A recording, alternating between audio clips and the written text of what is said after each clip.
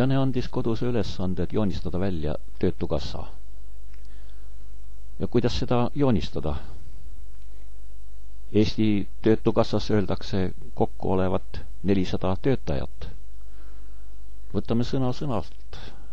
Alustame esimesest peale, siinkohal kõige olulisemast. Seni kui meil joonistub, saab asja arutada. Mina olen töötukassa jaoks klient ja kõrvaltvaataja ja mul pole mingit uurimust või revisjoni võimalik käsitleda selle ametkonna sisekorralduse kohta.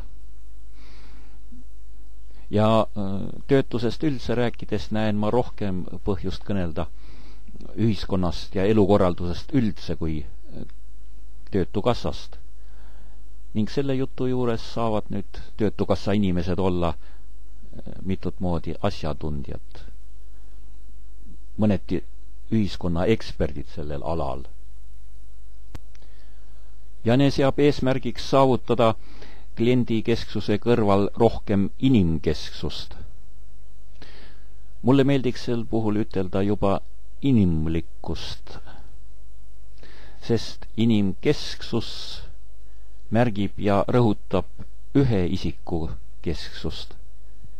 Ja sellise rõhutamisega on mindud praegu üle piiri mu arust. Seosed ja suhtlus inimeste vahel kaovad niimoodi ära. Sotsiaaldarvinismi oleme jõudnud. Varem oli meil kogukond ja perekond ka, aga siis mõne põlve jooksul arenes igaüks väga vabaks, võimekaks virgaks. On toimunud nagu taimeriigis vohamine ilma alumise rindeta ja peenstruktuurita. Töötukassa meetmed on selle esimese tööaasta jooksul muutunud vaieldamatult asjalikumaks. Seda tunnistavad kõik.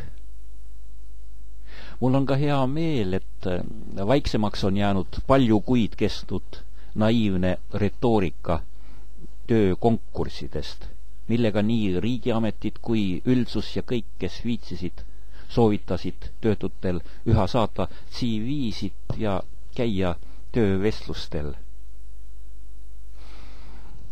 Ometi on natuke asja uurides selge, et ütleme, aasta jooksul saab tööd ainult mõõdukas osa töötutest ja suur osa ei mahu praeguses majandussüsteemis niipea tööpõllule. Nüüd siis on hakatud laiemalt kahtlema sotsiaaldarvinismis ja kõnelema inimkesksusest või inimlikkusest. Kuidas aga inimlik lahendus välja näeb? Kes peaks seda inimlikkust kiirgama või tekitama? Kas töötukassa või miski muu? Järjest laiemalt saab selgeks, et nendele küsimustele suudaks lahendust pakkuda taastärkav kogukondade liikumine ja kujunemine. Ja juriidilise vormina on olemas mittetulundusühingud. Sealt suunast saab loota edenemist inimlikkusele. Need asjad arenevad, aga seni viletsalt, ebapiisavalt. Enamus kolmandast sektorist eksisteerib poolpoodud olekus. Aga töötukassa on riigiasutus, tal on regulaarsed vahendid. Töötukassa saab olla vermendiks uue elukorralduse ja uute inimlike tavade kujunemisele kogukondades. Teiseks, proaktiivsus. See peaks tähendama tuleviku arengu mõttes adekvaatset aktiivsust. Aga kes seda tulevikku teab? Rahvas laulab juba ammu, et ei me ette tea, kas Volga või sule pea või kommunism või sinimustvalge paradiis 5 rikkama riigi reas. Ajateljel on praegu selline järk inimsoo jaoks, et ühe eluea jooksul keerab kõik mitu korda pea peale või kuidagi hoopis üllataval viisil. Proaktiivsusega ongi jälle nii, et sellele ei piisa toimimiseks ruumist töötukassa seinte vahel või ametkonna sees. Visionääridelt väljaspoolt tuleb küsida. Aga visionäärid vaikivad, unelevad. Alati pole nii olnud visioonidega.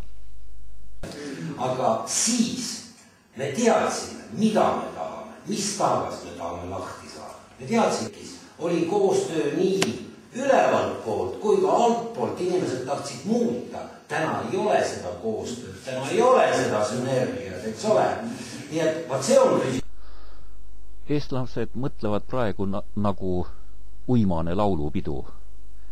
Tähendab, valitsuspartei kopeerib kusagilt noodid, televisioon puistab rahvale ajudesse, inimesed siis korrutavad või kahtlevad vaikselt. Ometi üksikuna on visionäärid olemas, aga sünergiaks millegipärast ei liitu nad. Ei mõtle keerulisemaid asju kui külakiik või prügitalgud. Muidugi võib aru saada neist 7 põhjusest, miks arvamusliidrid ja eliit töötuse keerulisest probleemist eemale jäävad.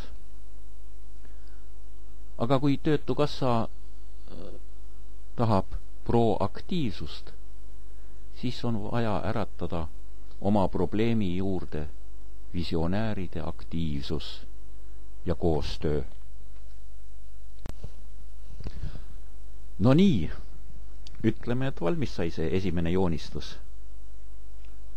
Võib-olla on mõni joon valesti, mõni detail moonutatud, ekslikult nähtud või tehtud, aga hetkel niimoodi, pärastpoole loodame paremat.